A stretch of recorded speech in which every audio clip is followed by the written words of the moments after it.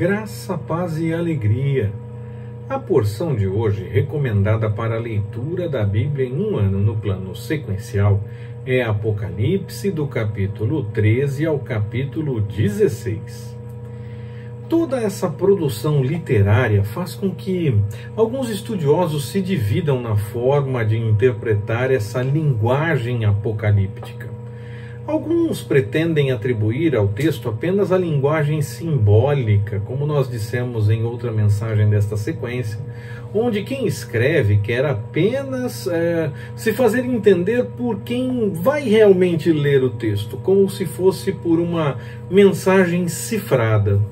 Fundamentam essa tese citando como exemplo a produção literária e musical durante o tempo das ditaduras, como por exemplo o que vivemos no Brasil entre 64 e 1985, 1964 e 1985, onde músicas, por exemplo, da época eram enquadradas pela censura como contrárias ao regime e proibidas, mas algumas pareciam inocentes canções e eram aprovadas, mas na verdade estavam sim fazendo críticas ao regime, mesmo que usando de simbolismo.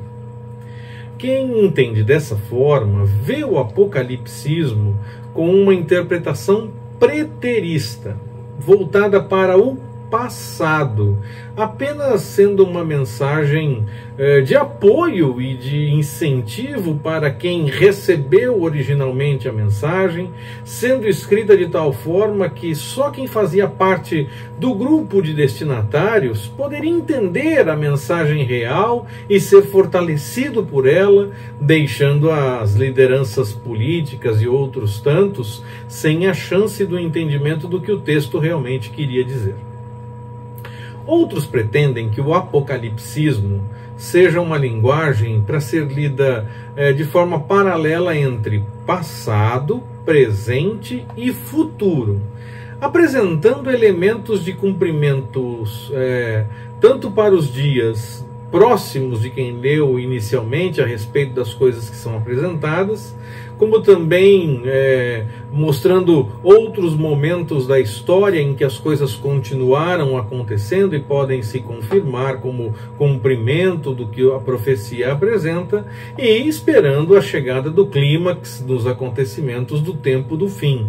Por isso, então, passado, presente e futuro. Nesse caso, o presente não está simplesmente falando dos nossos dias necessariamente. Passado seria mais próximo de quando o texto foi escrito, presente seria a história da humanidade depois, por exemplo, a partir do segundo, terceiro século, e depois o futuro que se espera para a escatologia, realmente a questão do tempo do fim. Ainda existe uma outra interpretação que considera todo o conteúdo do livro apenas em sentido figurado, apenas como uma questão metafórica. E essa linha de interpretação ela é tida como espiritualista. Essa interpretação supõe que João estaria falando de um conflito espiritual e não a respeito de uma experiência real e física que se tornaria realidade em algum tempo. Essa interpretação ela sempre tem a tendência de considerar que o mundo estaria cada vez mais perfeito e que nós estaríamos todos ingressando em um novo reino e que as profecias seriam apenas um conflito espiritual e pessoal de João, o escritor. A cada fase da história, a Terra estaria sendo tratada e revitalizada, e aí seguiria assim até depois do milênio, que poderia, nessa linha de interpretação, ser literal ou não, e depois do trono branco, que nessa linha de interpretação poderia ser literal ou não, e seguiria essa revitalização do planeta e essa questão da consciência, a melhora do ser humano e essa coisa toda.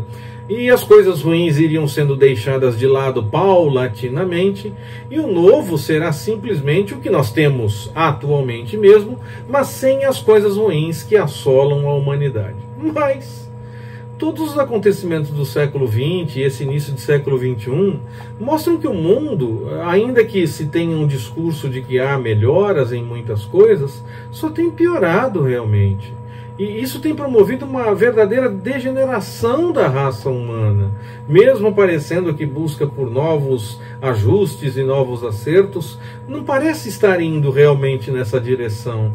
Ainda que aquilo que parece até uma coisa boa, às vezes já começa a caminhar na direção de uma dominação esquisita, de uma questão de doutrinação esquisita, e nós precisamos tomar cuidado com isso, porque há coisas e ideias e sugestões que podem até parecer boas, mas se passar da dose, se a luta social, a luta de militância, ou o que quer que seja, o nome que queiram atribuir, passar do ponto, se torna simplesmente uma nova tentativa de dominação de um grupo por outro. Então nós temos que tomar cuidado com isso, porque pode ser que não estejamos avançando na direção de uma melhora, mas na verdade de outro sistema, outra linha de pensamento dominando, como foi até hoje e ao longo da história, e alguém se sentindo bem no meio de tudo isso e outros tendo problemas por conta dessa dominação, desse pensamento.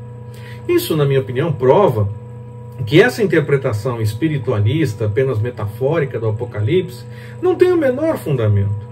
Mesmo para aqueles que esperam os dias do milênio, e que esses dias podem trazer alguma mudança, essa linha não parece fazer sentido nenhum. Fica claro no texto do Apocalipse que, quando Satanás for solto, ele ainda consegue corromper. Está lá no capítulo 20, versículos de 7 a 10. Quando ele for solto depois do milênio, ele ainda consegue corromper alguns. Isso deixa claro que, para acertar todas as coisas, se faz necessário algo novo realmente, e não apenas algo melhorado a partir do ponto que nós estamos. Pois nem mesmo depois de 1000 anos melhorando, o problema teria acabado. Então, essa linha é a que menos faz sentido entre todas, apesar de algumas coisas das outras linhas já serem absurdas também, tem alguns pontos que parecem interessantes. Mas essa espiritualista, meramente metafórica, não se encaixa de forma alguma. Por fim, aos que observam a linguagem profética e escatológica do texto apocalíptico, e começam a observar essa linguagem olhando para eventos que apresentam seus elementos históricos bem definidos, mas tendo o cumprimento para o tempo destinado para o fim, sendo uma linha de interpretação futurista, aguardando a escatologia de fato, aguardando o cumprimento dos eventos para o momento em que o Senhor tem como o momento derradeiro para a humanidade. E algumas pessoas misturam as outras linhas que eu citei antes, as outras linhas de interpretação, com essa linha futurista, para tentar embarcar nela, porque ela é a que tem mais aceitação por muitos cristãos. Mas, mesmo os que tentam misturar as outras linhas com essa, não abrem mão de alguns aspectos das outras interpretações que são citadas, tentam misturar mesmo com a linha futurista para tentar chamar a atenção, porque a linha futurista acaba sendo a mais aceita entre os cristãos.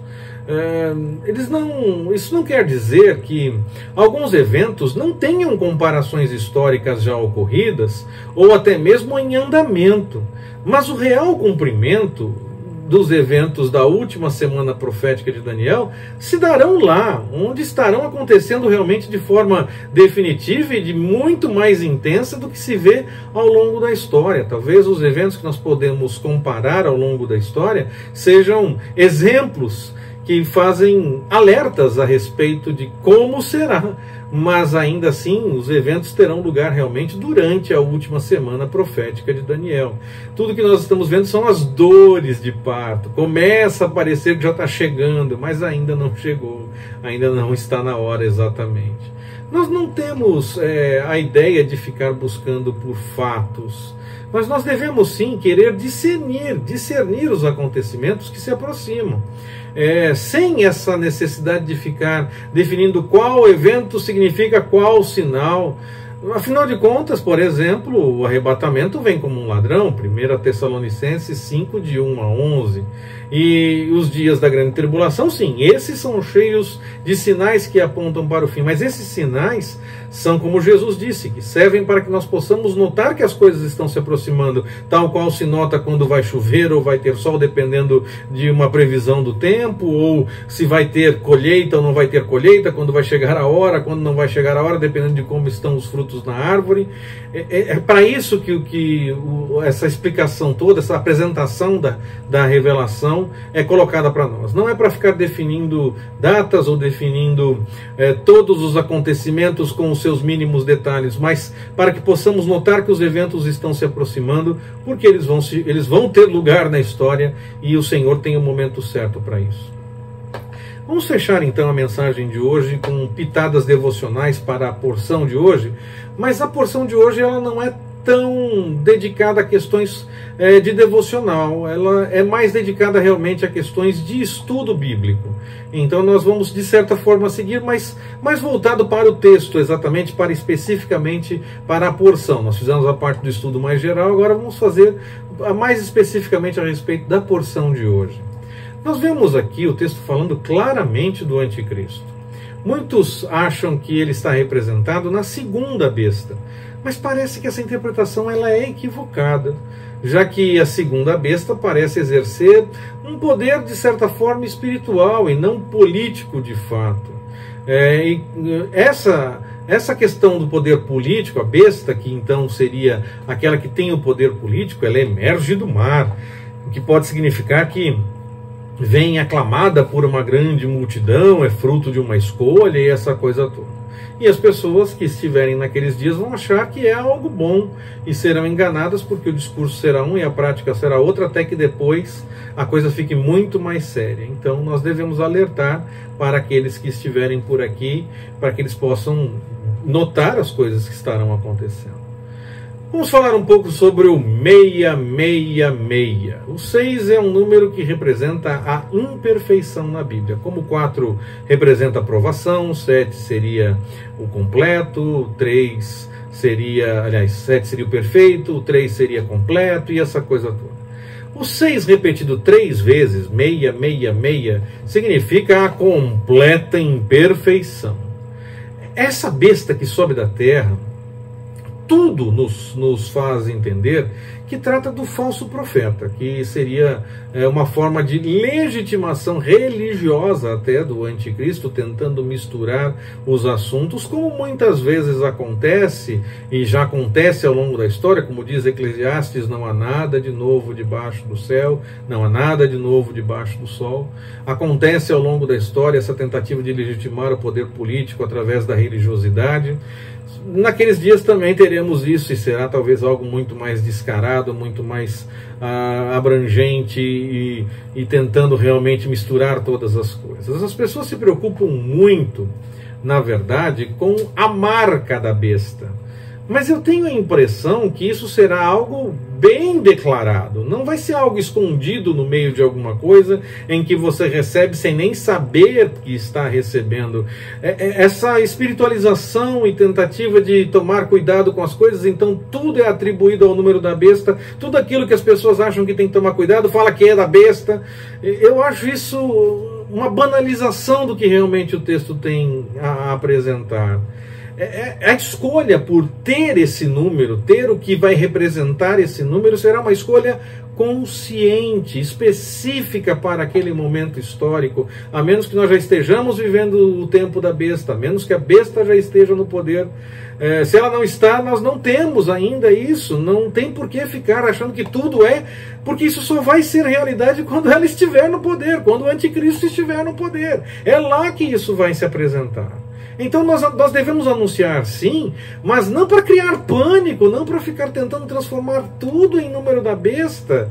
Devemos anunciar como realmente é, como isso vai ser uma realidade, mas vai ser uma realidade declarada, vai ser uma questão de escolha realmente, e vai ser uma questão para aquele momento, para quando o anticristo estiver no poder.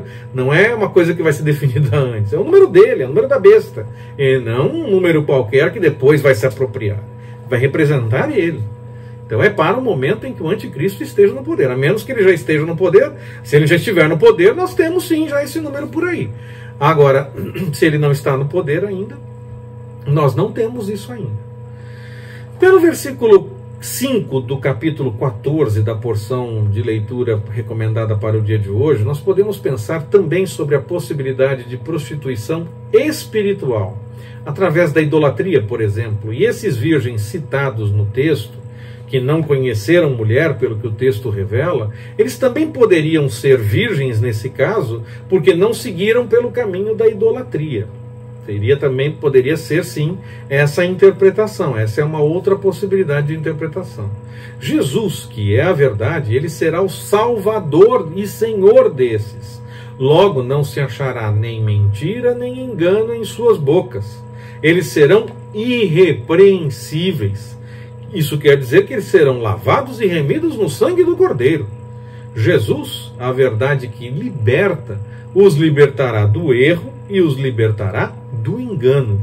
Nós devemos buscar por isso, dessa liberdade que nós temos no Senhor. Nós lembramos daquela chave de leitura que dá conta que João vê as coisas de ângulos diferentes. No começo ele fala do que ele viu a partir do ponto de vista do céu, e agora ele está falando do que ele vê a partir do ponto de vista da terra. Até o fim da porção de hoje, nós vemos alguns eventos que João apresenta e que podem ser comparados, sim, com outros textos que nós já lemos no Apocalipse.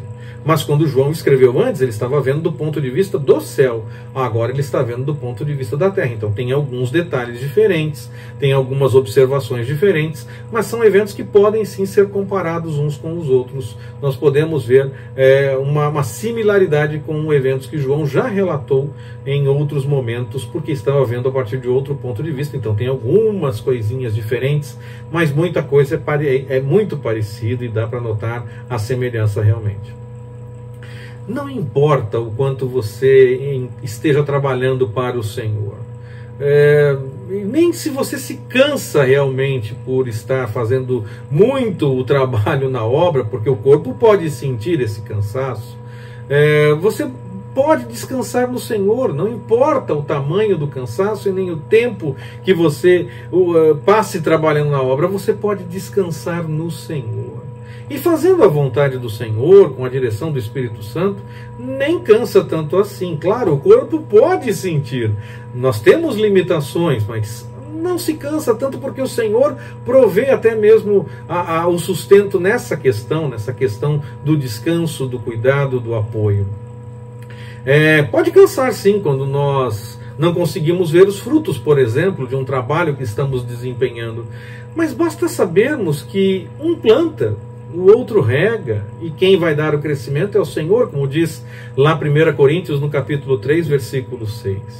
Não importa o quanto você sofra até por fazer a vontade do Senhor, e as pessoas fiquem desdenhando dessa sua opção por seguir aquilo que o Senhor orienta. Não importa se nós passaremos por isso e teremos todas essas dificuldades. No Senhor, isso é o que importa. No Senhor nós temos descanso. É só aguardar nele. Que o Senhor nos abençoe. Forte abraço, até mais, permitindo o Senhor.